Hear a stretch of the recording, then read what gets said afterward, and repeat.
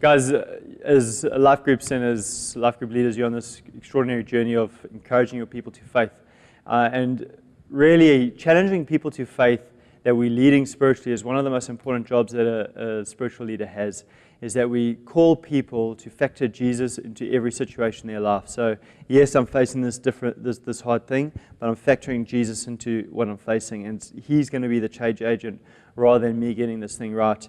And the reality is in life, there's always something to trust God for. We're never going to graduate from needing to have faith in God. You trust Him when you're making choices about your career, what you go study. You trust Him to find a job. You trust Him in your singleness, that you can actually be content single and that you'll find the right person. Then you get married and you trust Him in your marriage. Now you've got to trust Him for you and someone else, that God's going to lead them as He leads you. Then you're going to trust Him for your kids. Then you're going to trust Him for your career, you're going to trust Him for money, you're going to trust Him for retirement, you're going to trust Him for grandkids, you're going to trust Him that you're going to die well one day. You're going to trust Jesus for every aspect of your life. And so one day, what happens is we face a situation, we go, the situation that I'm facing is disconnected from every other faith journey that I'm going from, but it's not. You're training yourself, you're practicing for faith in the circumstance, and whatever the ground you take in that area, the lessons you learn in that area, the way you mature in faith in that area are going to play out 100 times over in the rest of your life. The reality is that we're never going to stop trusting Jesus. We're going to be trusting Jesus for the rest of our lives. And what we do is we're facing a circumstance, and we think this circumstance that we're facing right now, it's unique.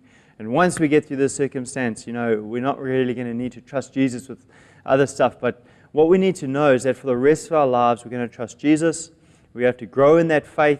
We have to learn how to trust Him more and more. So why not right now, wherever you are, learn to trust Jesus, and whatever you learn there, the ground that you win there, the lessons you learn there, the maturity that you gain there, you're going to bear the benefit of that 100 times over in the rest of your life. And so really what we do as leaders is wherever people find themselves, we say, hey, here's a great place to learn how to trust Jesus. And when you learn the lessons here, you're going to eat the fruit of those lessons, or you're going to get the benefit of those lessons again and again and again. And so often when people are talking about their problems, it's natural sometimes to go, man, I feel so sorry for you. And we need to do that. We need to use empathy. We need to care about people. We empathize with their pain. But at some point, we've got to challenge people to faith. And so a question I like to use is this.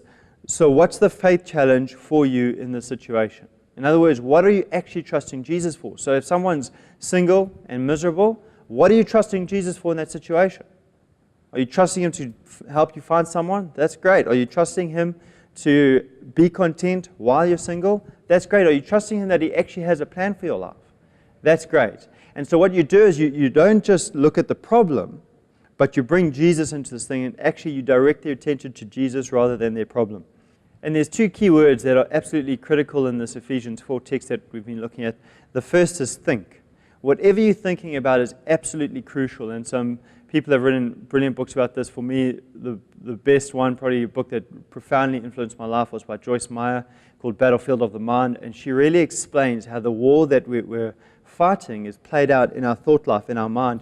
And the reality is that if you're thinking negative thoughts and you're thinking thoughts of unbelief, you're on a hiding to nothing. And so we need to train people to think godly thoughts, to rejoice in God, to thank Him for what He's done, and to bring our requests to God in the place of prayer. And this place of prayer, it's this place of intimacy with Jesus where we work out so much of our faith. And it's the bedrock of the Christian faith. Who you are when you're alone with Jesus Christ is the most important thing about you. Because it's in that place that you connect with your Savior, you connect with this really God who loves you, and you get to grow in that relationship.